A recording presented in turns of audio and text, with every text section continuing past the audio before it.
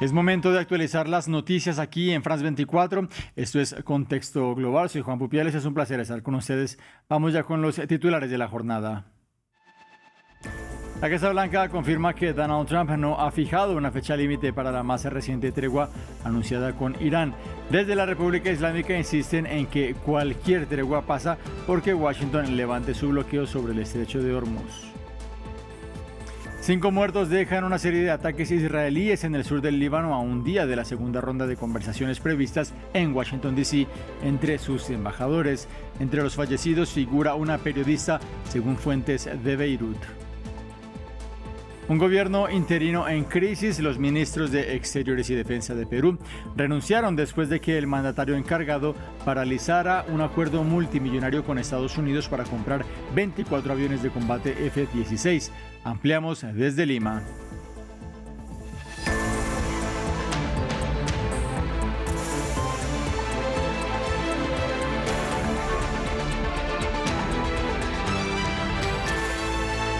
La incertidumbre y el cruce de versiones se apoderan de las negociaciones entre Irán y Estados Unidos. Esto de cara a un eventual fin de la guerra. Este miércoles, la Casa Blanca informó que Donald Trump espera una respuesta unificada por parte de Teherán a su propuesta de cese el fuego, mientras que la República Islámica desmintió haber solicitado la tregua y condenó nuevamente el bloqueo naval estadounidense en su contra. Veamos este informe que preparó Hugo Caro Jiménez. Incertidumbre, desmentimientos y declaraciones cruzadas son los factores que caracterizan el tono de las negociaciones entre Irán y Estados Unidos. Donald Trump espera que Teherán presente una respuesta unificada a su propuesta para el fin de la guerra, aunque no hay una fecha límite, contrario a los medios de comunicación que hablaban de un supuesto plazo de entre 3 y 5 días. El presidente no ha fijado un plazo definitivo para recibir una propuesta iraní, a diferencia de lo que se ha publicado hoy en algunos medios. En última instancia, el calendario lo dictará el comandante en jefe y el presidente de los Estados Unidos. Del otro lado, la República Islámica ha dicho que los principales obstáculos de las negociaciones son los incumplimientos de los compromisos por parte de Washington y desmintió haber solicitado el actual alto el fuego. No solicitamos un alto el fuego. Nunca lo buscamos. De hecho, muchos de los nuestros, en los días posteriores a la guerra de 40 días, se quejaron del alto el fuego y dijeron que debíamos perseguir a este enemigo, derrotarlo y enfrentarlo con mayor contundencia. Esto luego de que Trump extendiera de forma indefinida el alto el fuego con Irán, según su versión, por petición de los mediadores pakistaníes. La extensión tuvo lugar solo unas horas antes de que la tregua expirara y a pesar de que el mismo presidente estadounidense afirmara el mismo día que estaba dispuesto a retomar los bombardeos. Y pese al cese temporal, las partes en guerra mueven sus fichas en el estrecho de Hormuz. Teherán ha dicho que no reabrirá el cruce marítimo hasta que Estados Unidos no levante el bloqueo naval en su contra, mientras que Washington afirma que lo mantendrá. Todo esto pone en relieve la complejidad de las negociaciones y la incertidumbre sobre su curso. De otra parte, es tensa la situación en el sur del Líbano, en donde continúan los bombardeos israelíes. Las autoridades del país de los Cedros denuncian 5 muertos a lo largo del miércoles. Entre las fallecidas figura una reportera libanesa. Las hostilidades y acusaciones mutuas han fragmentado un acuerdo de cese el fuego anunciado hace una semana y que expira el próximo domingo. Todo esto mientras este jueves se espera que representantes de ambas partes se reúnan en Washington, D.C. El informe con Jesús Yajure. Una tregua sin cese y con mucho fuego. Los paramédicos libaneses recuperaron el cuerpo de una periodista horas después de que un ataque aéreo israelí azotara el sur del país. Este fue uno de sus últimos reportajes. Tras largas horas de búsqueda, los equipos de defensa civil lograron encontrar los cuerpos de los 2 mártires, Salim Mohrabi y Mohamed Al-Jamal, quienes murieron en el ataque contra el puente Kashmir. Mientras los rescatistas intentaban ayudar a los heridos y recuperar los cuerpos, las autoridades libanesas denuncian que se lanzaron granadas contra los socorristas desde un dron israelí. Como respuesta, Hezbollah dice que atacó un puesto dentro de la denominada línea amarilla israelí. Una andanada de ataques que llegan justo un día antes de la segunda ronda de conversaciones entre el Líbano e Israel en Washington. Más temprano, el presidente de Francia, Emmanuel Macron, anunciaba que un segundo soldado de la Fuerza Provisional de las Naciones Unidas para el Líbano había fallecido producto de las heridas de un ataque que París le atribuye a Hezbollah. Quien era el cabo jefe Anicete Gerardin era una militar de 31 años, recién cumplidos, oriunda de Reims y una apasionada adiestradora de caninos, profundamente comprometida con su profesión. Más de 2.400 personas han muerto en el Líbano desde que Israel lanzó una ofensiva en respuesta al ataque de Hezbollah del 2 de marzo. Los países miembros de las Naciones Unidas comenzaron el proceso para escoger a un nuevo secretario general. La expresidenta de Chile, Michelle Bachelet, y el argentino y actual director del Organismo Internacional de Energía Atómica, Rafael Grossi, se encuentran entre los aspirantes que buscan suceder a Antonio Guterres, quien lleva casi 10 años en el cargo. ¿Cuáles han sido los desafíos durante su mandato? Veamos. Tras 2 mandatos, Antonio Guterres no ha logrado evitar que la ONU se vea arrastrada por la tormenta. Desde que asumió el cargo en 2017, el secretario general ha tenido que hacer frente a la hostilidad de la administración de Donald Trump contra su organización. Estados Unidos se ha retirado de 31 agencias de la ONU y se ha negado a abonar en los últimos meses algunos pagos obligatorios. Además, Washington ha violado en varias ocasiones la Carta de las Naciones Unidas, como durante su intervención en Venezuela para detener a Nicolás Maduro. Hoy nos enfrentamos a una crisis sin precedentes y debemos tomar una decisión crucial: elegir entre un futuro basado en el Estado de Derecho o uno regido por la fuerza bruta. La elección es clara.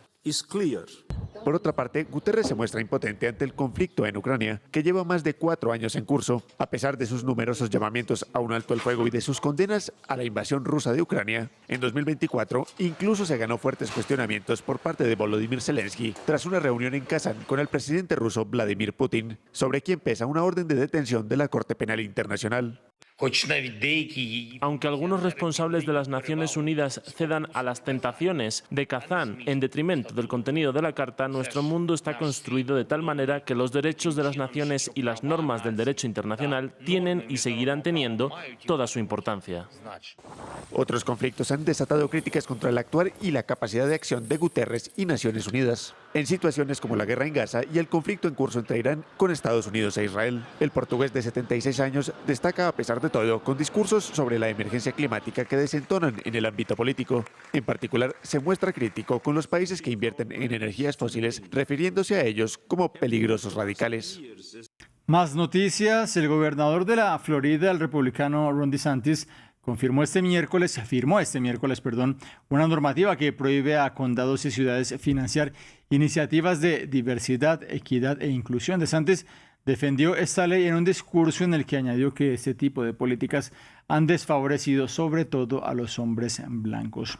El análisis es con Raudemaro Funchi Hernández, activista de derechos humanos y civiles. Gracias por estar con nosotros. El gobernador de la Florida previamente ya había prohibido que las universidades públicas entregaran fondos a este tipo de programas de diversidad. ¿Qué impacto cree usted que tienen este tipo de políticas? Bueno, primero agradecerle a ustedes por permitirme estar en el programa. Claro que tiene un impacto totalmente negativo. Primero, ya vimos lo que aconteció cuando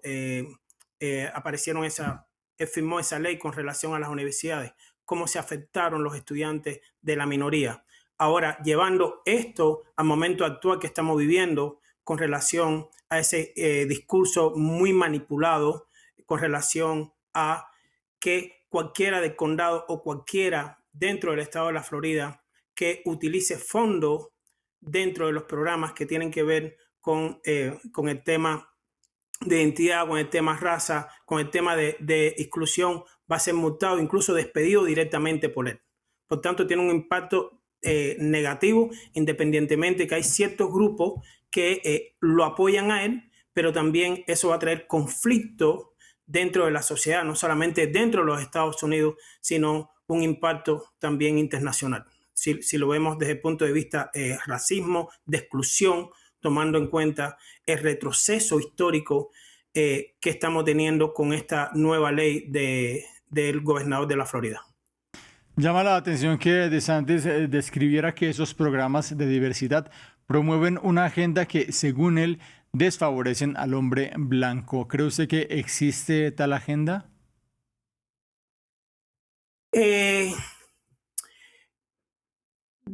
No olvidemos que estamos hablando del sur de los Estados Unidos.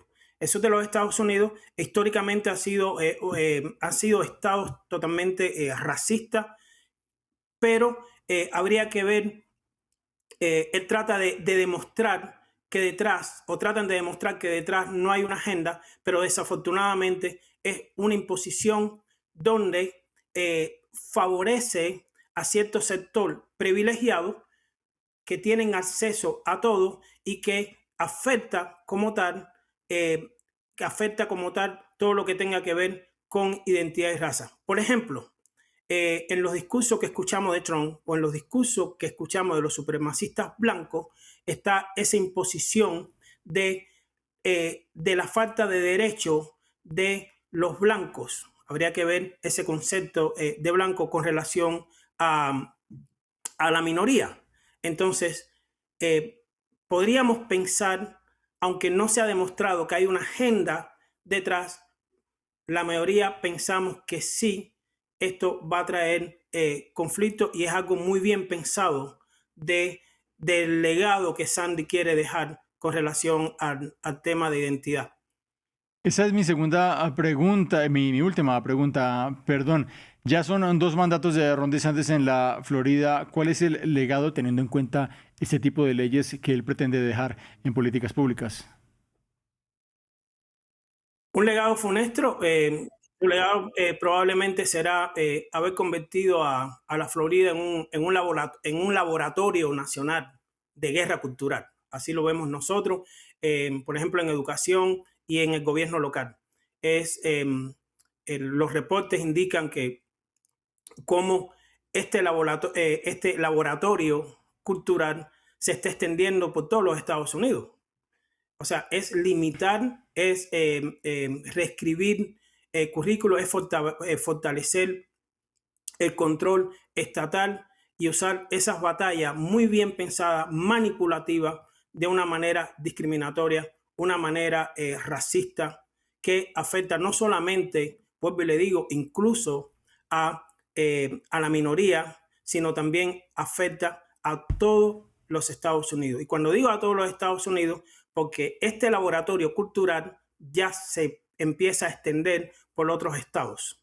Por tanto, el legado que, desde mi punto de vista, que va a dejar es un legado negativo, un legado autoritario, un legado donde el aumento de la discriminación, el aumento de esos conflictos, con ese mal concepto de los hombres blancos no tener acceso cuando siempre han tenido acceso, va a traer un legado desastroso. Veremos a ver quién continúa después de él. Raudemaro Funshi Hernández, activista de derechos humanos y civiles, gracias por estar con nosotros. Continuamos. Sin resultados consolidados de la primera vuelta presidencial, el gobierno interino de Perú protagoniza una nueva crisis. En esta ocasión viene de la mano de las renuncias de los ministros de Defensa y Exteriores, luego de la decisión del presidente interino José María Balcázar de paralizar la compra de varios F-16 desde Estados Unidos. En Lima se encuentra nuestro corresponsal Francisco Zacarías, quien previamente nos entregó el siguiente informe. El presidente José María Balcázar afronta su primera crisis de gobierno con la renuncia de sus ministros de Defensa y de Relaciones Exteriores, quienes dimitieron tras discrepancias con el mandatario, quien decidió postergar la compra de 24 aviones de combate F-16 Block 70 a Estados Unidos. La compra de estos aviones es por $3.500 millones, con la finalidad de modernizar la capacidad aérea de Perú. Balcázar, días atrás, decidió trasladar la adquisición al próximo gobierno y dijo que no había problemas porque no existían contratos firmados. Sin embargo, los ministros renunciantes dijeron que el presidente Balcázar le ha mentido al país porque ya existen contratos firmados y el gobernante con su actitud dejaría al Perú con la credibilidad dañada. El jefe de Estado, en un sorpresivo mensaje a los peruanos, negó haber mentido al país y aseguró que no existe ninguna intención de confrontación con Estados Unidos. Mientras tanto, desde el Parlamento, Fernando Rospigliosi, presidente del Congreso, anunció que el Ministerio de Economía ejecutará el primer pago acordado con Estados Unidos. Pero el problema para el gobernante peruano no termina aquí, porque el tercer vicepresidente del Poder Legislativo, Ilich López, advirtió que impulsará una moción de censura contra el presidente Balcázar. Fin del informativo aquí en esta pantalla, pero los invito a que se queden aquí conectados con France 24 en minutos, más noticias.